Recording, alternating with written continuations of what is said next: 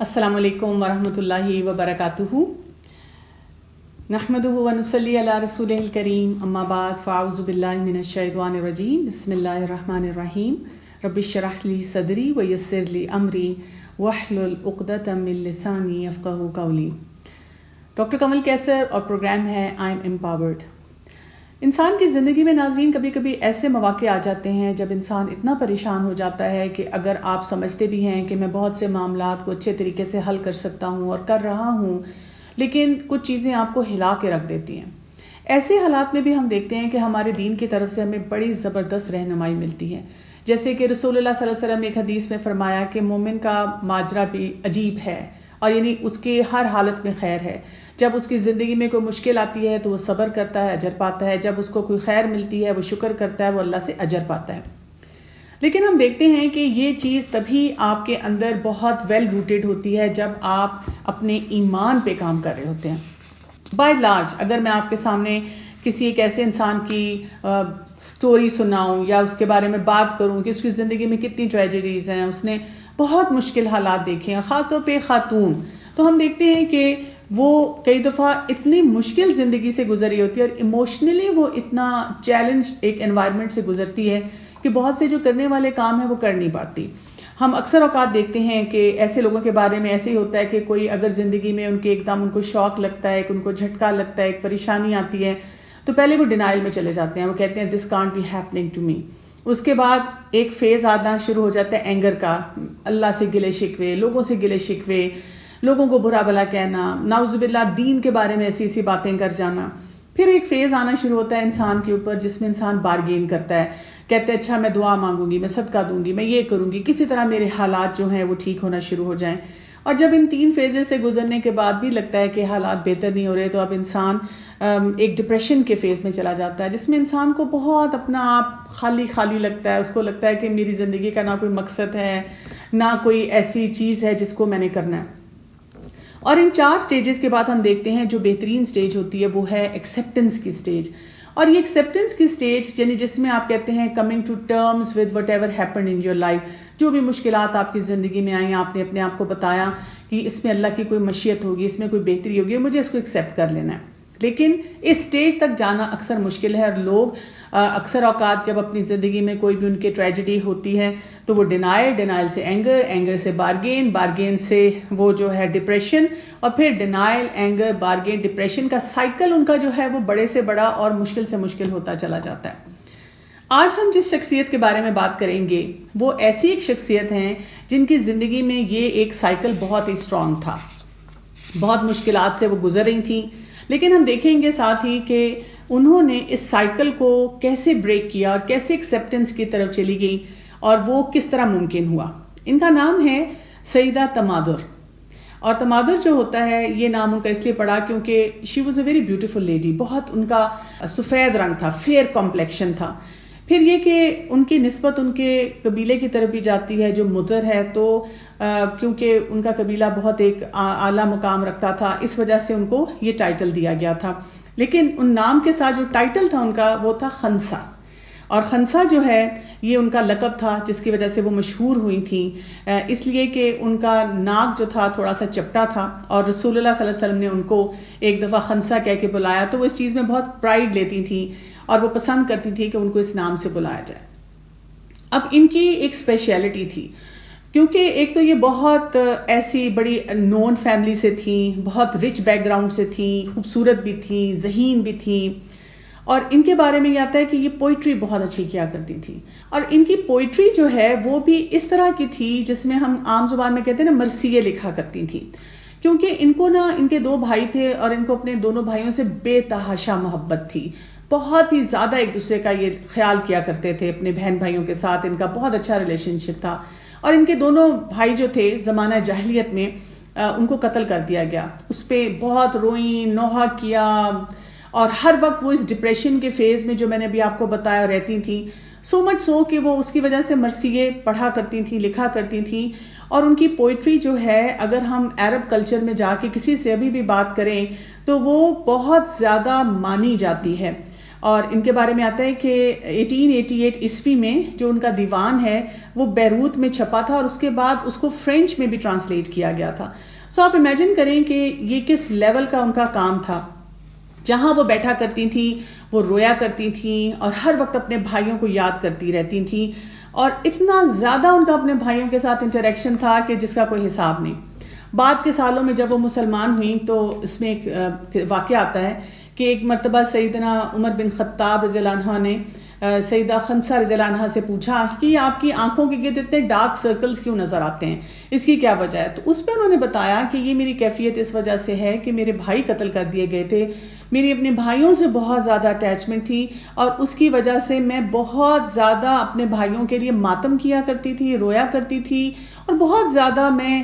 ہر وقت پریشانی کی کیفیت میں رہا کرتی تھی. اور اسی لیے انہوں نے بتایا کہ یہ جو میری شعر و شاعری ہے وہ بھی وہیں سے آ رہی ہے. پھر اس کے ساتھ ساتھ ہم دیکھتے ہیں کہ ایک اور واقعہ آتا ہے جس میں ہمیں پتہ چلتا ہے کہ ان کی اپنے بھائیوں سے محبت اور یہ ایک اٹیچمنٹ تھی وہ کیسی تھی، کہ کیونکہ بھائی بھی ان سے بہت ہی زیادہ پیار کیا کرتے تھے اور بہت ہی زیادہ اپنائیت کا ان کا ایک ریلیشن شپ تھا. تو ایک دفعہ جو ام المومنین سیدہ عائشہ صدیقہ رضی اللہ عنہا ہیں، ان کے ساتھ یہ بیٹھی ہوئی تھی سیدہ خنسہ رضی اللہ عنہا، اور انہوں نے ایک اون کی صدری، ایک اون کی جیکٹ پہنی ہوئی تھی، بڑی خوبصورت جیکٹ تھی. تو ام المومنین سیدہ عائشہ رضی اللہ عنہا نے کہا کہ یہ اتنی خوبصورت آپ نے جو جیکٹ یا صدری پہنی ہوئی ہے، اور میں نے آپ کو ہمیشہ یہ پہنے دیکھا ہے، جب بھی میری آپ سے ملاقات ہوئی ہے رسول اللہ صلی اللہ علیہ وسلم کی زندگی میں، اس کے بعد بھی، تو میں نے دیکھا ہے کہ یہ اتنی اسپیشل ہے، لیکن آپ اس کو ہمیشہ پہنے رکھتی ہیں. تو انہوں نے کہا کہ اس کے پیچھے ایک پوری داستان ہے، اور میں اس کے ساتھ میری بڑی اسپیشل اٹیچمنٹ ہے اور میں اس کو اتار نہیں سکتی. اور انہوں نے یہ بتایا کہ میری شادی جو تھی میرے ایک قوم کے سردار کے ساتھ ہوئی تھی، لیکن میرا جو شوہر تھا بڑا شاہ خرچ تھا، بہت پیسے فضول میں لٹا دیتا تھا، اور اس کے ہاتھ میں پیسہ نہیں ٹکتا تھا، اور اتنا پیسہ خرچ کرنے کی اس کی عادت تھی کہ کچھ عرصے بعد کیا ہوتا تھا، سارا مال ختم ہو جاتا تھا. جب میرا مال ختم ہوتا تھا تو میں اپنے بھائیوں کے پاس آ جاتی تھی کہ اب میں کیا کروں. اور میرے بھائی کا حال یہ ہوتا تھا کہ وہ جتنی اس کی کمائی ہوتی تھی وہ سارا مال و دولت اور جو کچھ بھی چیزیں ہوتی تھی میرے آگے رکھ دیتا تھا، اور کہتا تھا اس میں سے 50% تم لے جاؤ. کہتی میں وہ سارا 50% اپنے گھر لے آتی تھی، اس 50% کو میں استعمال کرتی تھی، اور اس کے بعد کیا ہوتا تھا، پھر میرے شوہر نے فضول خرچی کرنی اور اس کو سارا مال ضائع کر دینا. پھر اس کے بعد جب وہ بالکل کنگلا ہو جاتا تھا میں پھر بھائیوں کے پاس واپس آتی تھی، اور جب میں واپس آتی تھی پھر میرے بھائی یہی کرتے تھے، مجھے 50% جو بھی وہ کہتے تھے تم نے لینا ہے لے جاؤ.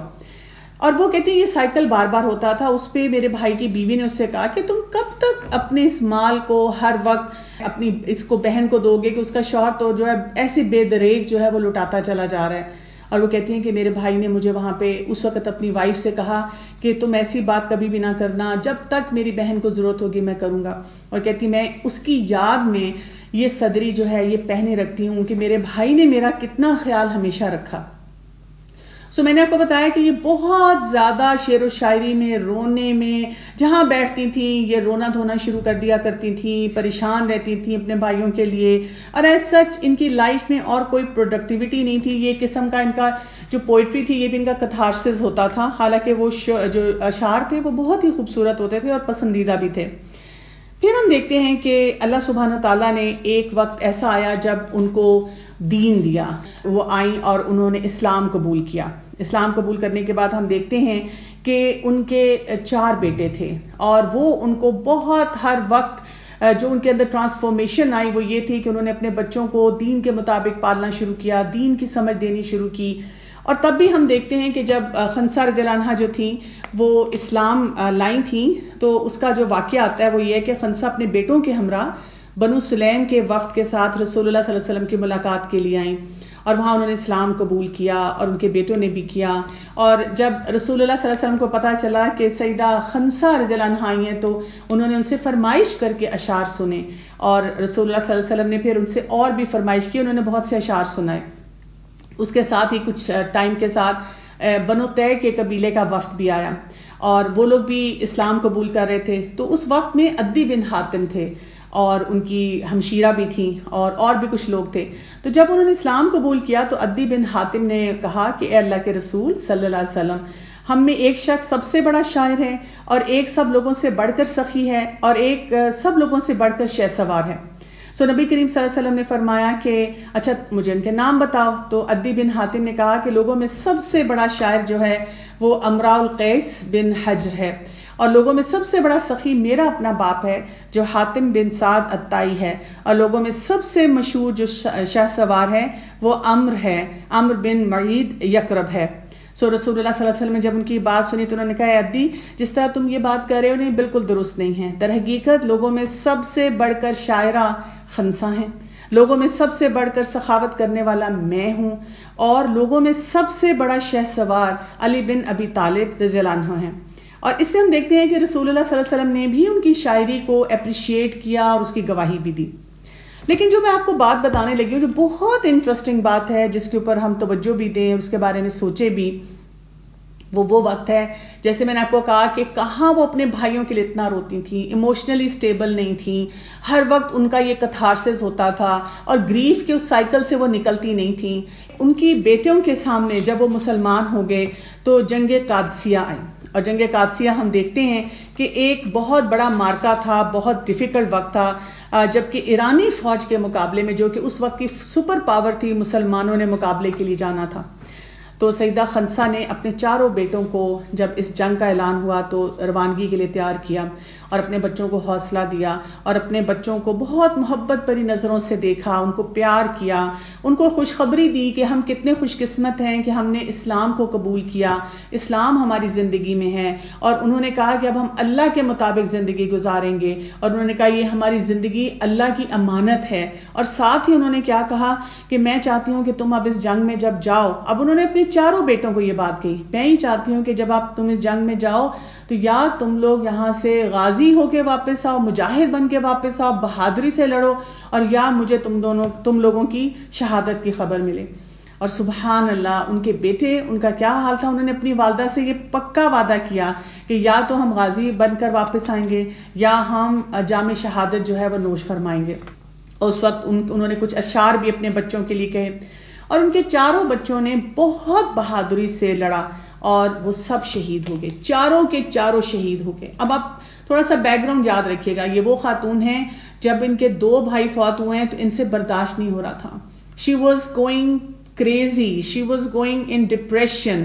رو رہی ہیں، غصہ ہے، مرثیے لکھ رہی ہیں. لیکن اب جب ان کے بیٹے ہیں، اور اس میں آتا کیا ہے، جو روایات میں آتا ہے کہ جب جنگ قادسیہ جو ہے وہ ختم ہوئی ہے اور لوگ میدان جنگ سے واپس آ رہے ہیں، اپنی فیملی سے مل رہے ہیں، اور یہ بھی وہاں کھڑی اپنے بچوں کا انتظار کر رہی ہیں، اور اتنی دیر میں ایک شخص آتا ہے اور ان کو سیدہ خنسا رضی اللہ عنہا کو بتاتا ہے کہ آپ کے چاروں بیٹے جو ہیں وہ شہید ہو چکے ہیں.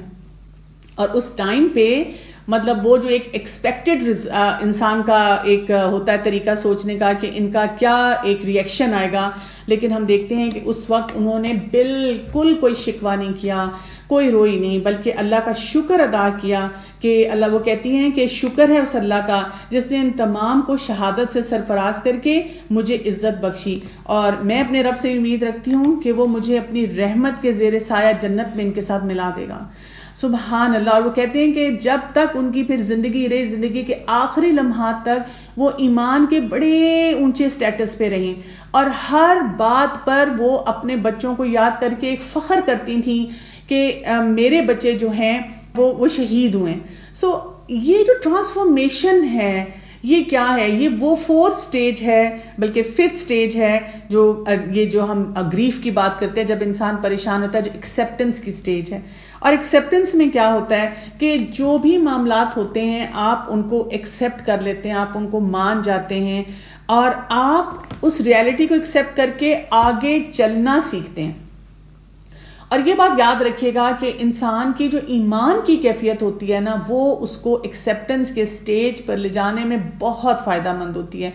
اور یہی وجہ ہوتی ہے کہ ہم کئی دفعہ لوگوں کو دیکھتے ہیں ہمارے جیسے، ہم مسلمان ہیں، ہم الحمدللہ نماز پڑھتے ہیں، اللہ کی عبادت کرتے ہیں، بہت سے کام کرنا چاہتے ہیں، لیکن ہم ایموشنلی امپاورڈ نہیں ہوتے. اور آپ اکثر خواتین کو دیکھیں گی کہ ذرا سا کوئی گھر میں ایشو ہو جائے، چیلنج ہو جائے، اور کئی دفعہ بہت بڑے بڑے چیلنجز بھی آتے ہیں ہسبینڈ کی طرف سے، بچوں کی طرف سے، میں کہ سسرال میں کئی لوگ ایسے ہوتے ہیں، ان کو دیکھ کے انسان کا دل پھٹنا شروع ہو جاتا ہے کہ ان کی زندگی میں کتنی مشکلات ہیں. لیکن خنسا رضی اللہ عنہا کی طرف سے ہمیں جو امپاورمنٹ کا بہت اسٹرانگ میسج ملتا ہے وہ یہ ہے کہ ہم نے اپنی زندگی میں ہر چیز کو جو بھی ہوتا ہے ہم نے بیسٹ اس میں اپنی انپٹ دینی ہے، اور پھر ہم نے اللہ تعالیٰ کی طرف سے جو بھی فیصلہ آتا ہے اس کو ایکسیپٹنس کے لیول پہ لے کے جانا ہے، اور ہم نے اس کے بعد بھی اپنے جو کام کرنے ہیں وہ کرنے، اللہ سے گلا شکوہ نہیں کرنا، اللہ تعالیٰ کے طرف یا دین کی طرف یا کسی انسان کی طرف بھی غصے کا ایسا اظہار نہیں کرنا جو کہ اب نارمل طریقے کا ہو جائے.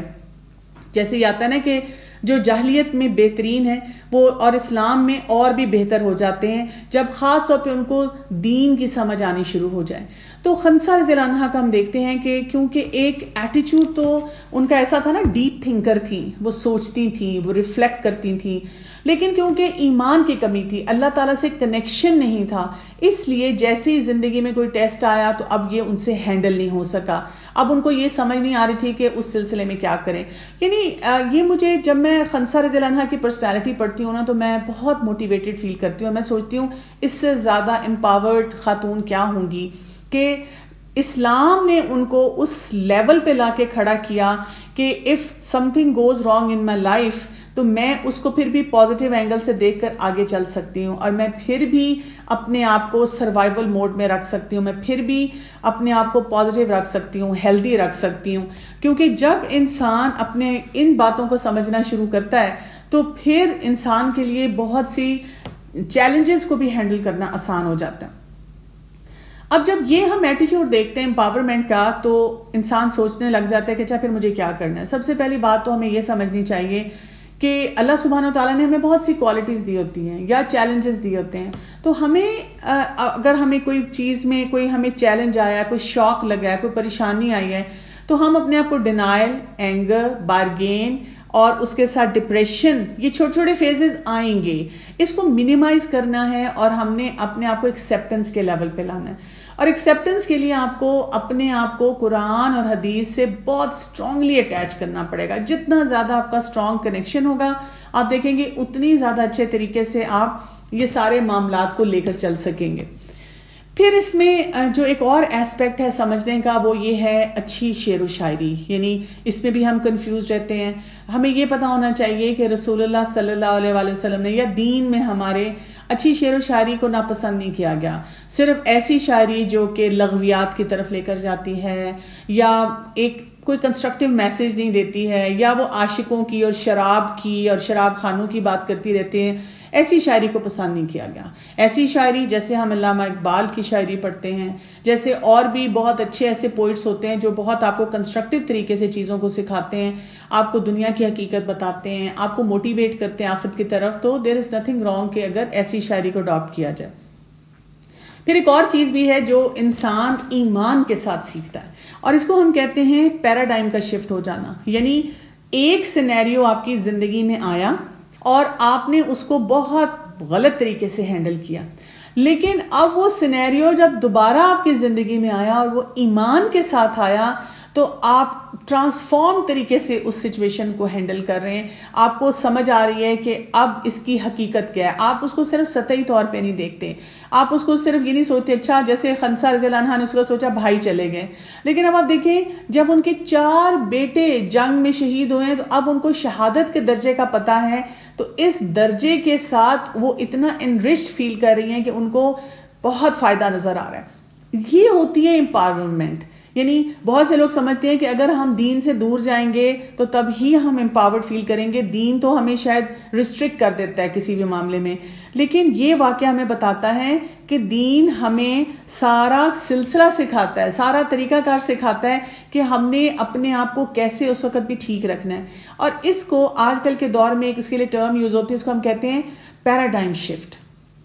یعنی دین آپ کو ایسے امپاور کرتا ہے کہ آپ کا پورا پیراڈائم شفٹ ہو جاتا ہے. ویسے ہی مسائل آپ کی زندگی میں آتے ہیں لیکن اب آپ کو الحمدللہ کہنا آ جاتا ہے، اللہ تعالیٰ کے فیصلوں پہ راضی ہونا آ جاتا ہے، سچویشنز کو ہینڈل کرنا آ جاتا ہے، غصے کو بھی مینج کرنا آ جاتا ہے. اور اس کو ہم کہتے ہوتے ہیں اندر کا موسم. آپ نے جیسے دیکھا ہوگا کہ کچھ لوگ کیا کرتے ہیں مثلا کہ جب بارش ہے، اب اگر آپ غمزدہ ہیں تو وہ بارش بھی لگتا ہے آسمان بھی میرے ساتھ رو رہا ہے، زمین بھی میرے ساتھ رو رہی ہے، اور اب ہم اسی دکھ میں بیٹھے رہتے ہیں اور ہمیں لگتا ہے ہر چیز دکھی ہے ہمارے ساتھ. اور جب انسان خوش ہوتا ہے اور بارش ہوتی ہے تو انسان کیا کہتا ہے, کافی بناؤ, لانگ ڈرائیو پہ جاؤ, پکوڑے کھاؤ, سنیکس کرو, سنیکنگ کرو, اور اس بارش کو انجوائے کرنا شروع کر دیتا ہے. تو یہ پیراڈائم شفٹ جو ہے, یہ امپاورمنٹ کا ایک ایسپیکٹ یہ ہے کہ اپنے اندر کے موسم پہ ہر وقت کام کرنا چاہیے. اگر آپ کو لگتا ہے کہ آپ کی زندگی میں کوئی مزری ہے اور واقعی کوئی مشکل ہے, جینوئن مشکل ہے, بہت کوئی غم ہے, کوئی دکھ ہے جو آپ کو اتنا بادر کرتا ہے جیسے سیدہ خنسہ کو کرتا تھا جب ان کے 2 بھائی جو تھے وہ قتل ہو گئے تھے, کہ آپ اسی کے غم میں گھلتی چلی جا رہی ہیں, آپ اس یاد سے نہیں نکل پاتی ہیں, آپ اپنے آپ کو اسٹیبلائز نہیں کر سکتی, تو آپ کو اپنے آپ کو یہ میسج دینا ہے, I have to be empowered. اور یہ امپاورمنٹ کیسے آئے گی؟ مجھے اپنے پیراڈائم کو شفٹ کرنا ہے. اور یہ پیراڈائم شفٹ کیسے ہوتا ہے؟ مجھے اپنے اندر کے موسم پہ بہت اچھی طرح سے کام کرنا ہے. اور یہ کیسے ہوگا؟ اس کے لیے آپ کو اپنے ایمان کی کیفیت کو بڑھانا ہوگا. اور وہ کیسے ہوگا؟ آپ کو اللہ سبحانہ و تعالیٰ کی جو حقیقتیں ہیں جو اللہ نے ہمیں بتائی ہیں. مثلا آپ دیکھیں بیماری, کئی دفعہ اتنی بری بیماری آتی ہے, انسان کہتا ہے کہ لو جی بیمار ہو گئے ہیں, یہ کیا بات ہوئی, ہم تو دعائیں بھی پڑھتے تھے یا ہم نے جتنے مسنون طریقے تھے وہ کیے. تو ہمیں پتہ ہے کہ بیماری جو ہوتی ہے انسان کے گناہوں کو جو ہے جھاڑتی ہے, انسان کی دعا قبول ہوتی ہے, اس میں اللہ تعالیٰ اس کے درجات انسان کے بلند کر رہا ہوتا ہے. یعنی ہر مشکل, جیسے ہے نا کہ مومن کو اگر ایک کانٹا بھی چبھتا ہے تو وہ اس کے لیے اگر وہ صبر کر لے اس پہ تو وہ اس کے لیے خیر لے کے آتا ہے. تو ہمیں ہر مشکل میں گڈنس ڈھونڈنی ہے. جب ہم ہر مشکل میں بھی گڈنس ڈھونڈیں گے تو پھر کیا ہوتا ہے؟ پھر that is when you feel empowered. جیسے ہم دیکھتے ہیں کہ ام سلمہ کے بارے میں آتا ہے کہ جب ان کے شوہر فوت ہوئے اور ان کو کہا گیا کہ آپ یہ دعا پڑھیں, انا للہ و انا الیہ راجعون, اور ساتھ کہا گیا کہ وہ پڑھیں اللہم اجرنی فی مصیبتی واخلفنی خیر من, کہ اللہ تعالیٰ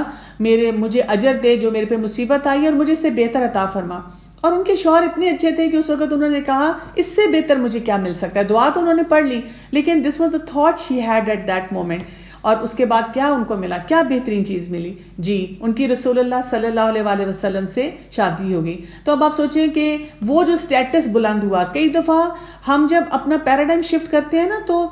ہم ایسی اچیومنٹس کر لیتے ہیں جو ہم نے کبھی سوچی نہیں ہوتی. تو آپ میں سے بہت سے لوگ بہت سے ٹیلنٹس اینڈ پوٹینشیلز کے ساتھ بیٹھے ہوئے ہوں گے, اور لیکن دکھوں کے انباروں نے آپ کو بالکل بٹھا دیا ہوگا. So please be empowered. اور اس امپاورمنٹ کو آپ کیسے محسوس کریں گے؟ جب آپ اپنے اس پیراڈائم کو شفٹ کریں گے, آپ اندر سے اپنے آپ کو اپنے پر فوکس کرنا شروع کریں گے. آپ ہر معاملے میں یہ نہیں ڈھونڈیں گے کہ اس میں مسائل کیا ہیں, اس میں ہرڈلز کیا ہیں. آپ یہ سوچیں گے اس ہرڈل کو کراس کرنے کا طریقہ کیا ہے, اس ہرڈل سے اپنے آپ کو نکالنے کا طریقہ کیا ہے, اس ڈینائل سے اپنے آپ کو کیسے نکالنا ہے, اس ڈپریشن سے میں نے اپنے آپ کو کیسے نکالنا ہے, ایکسیپٹنس اس میں کیا ہوگی, کہاں پہ مجھے جو چیلنج آ رہا ہے اس کے مطابق میں نے اپنے ٹیلنٹس اپنے پوٹینشیلز کو بہترین بنانا ہے. اور جب انسان اس لیول پہ کام کرنا شروع کرتا ہے پھر ہی ہم دیکھتے ہیں کہ جو مسائل ہیں انسان کے وہ حل ہونا شروع ہو جاتے ہیں. سو ہماری جو کنڈیشن ہوتی ہے, جو بھی ہم سوچ رہے ہوتے ہیں وہ ہمارے ایکسپیرینسز ہوتے ہیں, ہمارا بیک گراؤنڈ ہوتا ہے, ہماری بہت ساری ایکسپیکٹیشنز ہوتی ہیں جو ہمارے وہ ریئیکشنز لے کر آتی ہیں, جس کی وجہ سے وہی بات کہ اپنے اوپر وہ جماؤ اور ٹھہراؤ نہیں آتا. یعنی اگر آپ ایسی کمیونٹی میں رہتے ہیں جیسے خنسہ رضی اللہ عنہا ایسی جگہ رہ رہی ہیں کہ جب 2 بھائی قتل ہوئے ہیں تو ہر شخص جو ہے ان کو اسی بات پہ داد دے رہا ہے کہ واہ واہ واہ آپ کتنی اچھی بہن ہے, کہ آپ مرثیے لکھ لکھ کے رو کے ان کے غم میں بے حال ہوتی رہی ہیں, جہاں بیٹھتی ہیں آپ رونا شروع کر دیتی ہیں, جہاں بیٹھتی ہیں آپ ماتم کرنا شروع کر دیتی ہیں, اور یہ ان کو ایکسیپٹنس کے لیول پہ لے کے جا رہا ہے. لیکن اب جب وہ مسلمانوں کے ساتھ ہیں تو ان کو لوگ ایک وہ جسے کہتے ہیں بہت ایڈمائر کر رہے ہیں, ایک بہت ہائی سٹیٹس پہ رکھ رہے ہیں کہ آپ کتنی, جب وہ شعر و شاعری کرتی ہیں تو آپ کتنا موٹیویٹ بھی کر دیتی ہیں, اللہ نے آپ کو کتنا پوٹینشیل دی ہے. اس کے ساتھ ساتھ جب ان کے 4 بیٹے شہید ہوئے ہیں تو جو لوگ آ رہے ہیں وہ ان کے ساتھ افسوس کی بات نہیں کر رہے بلکہ ان کو خوشخبریاں سنا رہے ہیں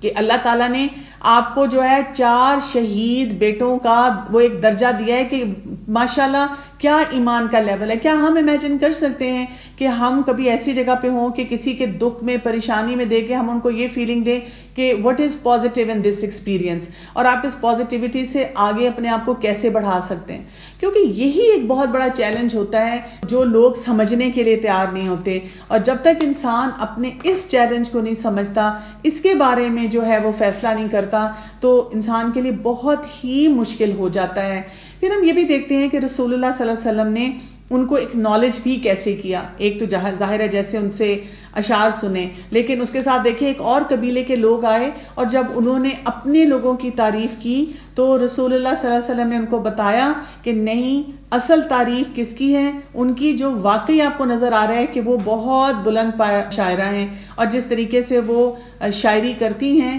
ان کی وہ دکھ جو ہے ان کے اندر وہ ہمیں محسوس ہوتا ہے اور ہمیں سمجھ آتا ہے ان کے الفاظ کا چناؤ اور جس طریقے سے انہوں نے ڈسکرپشن دی ہے ساری، وہی ساری بہترین ہے.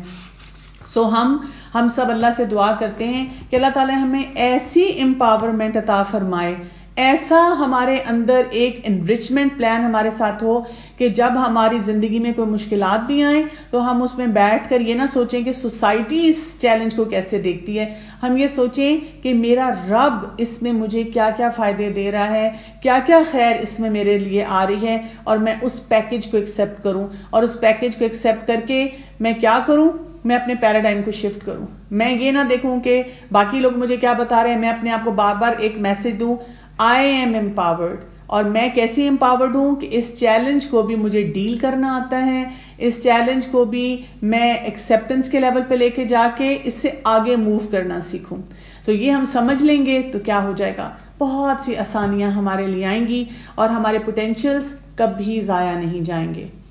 السلام علیکم ورحمۃ اللہ وبرکاتہ.